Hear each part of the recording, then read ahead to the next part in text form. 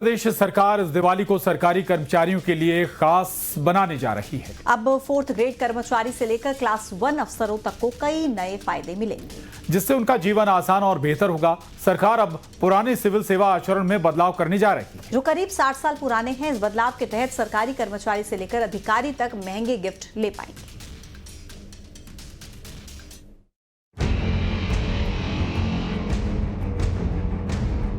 मध्य प्रदेश सरकार इस दिवाली सरकारी कर्मचारियों को खास बनाने जा रही है।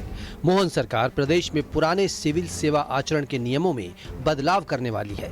ये नियम करीब 60 साल पुराने हैं। आप सोच रहे होंगे आखिर इन नियमों के बदलाव से कर्मचारियों को क्या फायदा मिलेगा। चलिए ये आपको बताते हैं। इस बदलाव के बाद सरकारी कर्मचारी महंगे गिफ्ट ले सकेंगे।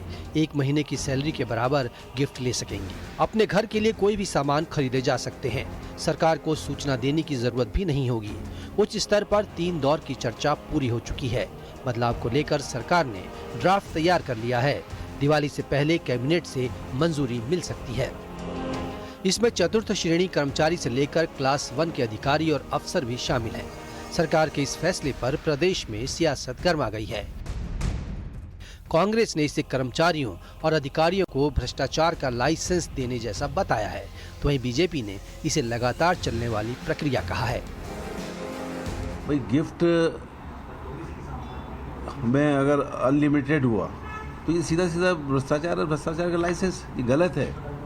इस पे जो पुराना जो नियम है ये लागू रहना चाहिए, नहीं तो ये एक भ्रष्टाचार का एक नया तरीका ढूंढ लिया जाएगा। कुल मिला के किसी नियम में उसको इसलिए बांधना पड़ता है कि उपहार का लेन देन तो नहीं रोका जा सकता, परंपरा है।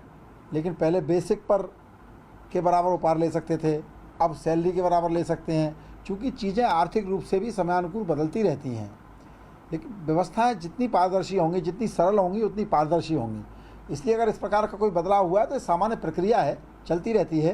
कांग्रेस को तो हर चीज़ में कुछ न कुछ बोलना ही है। ये बदलाव सरकारी कर्मचारियों के लिए नियमों को और लचीला बनाने की दिशा में एक बड़ा कदम माना जा रहा है। सरकार का लक्ष्य है कि नए नियम जल्दी लागू हों, लेकिन विपक्ष की आपत्तियों के बीच इसे लागू करना सरकार के लिए चुनौतीपूर्ण हो सकता है।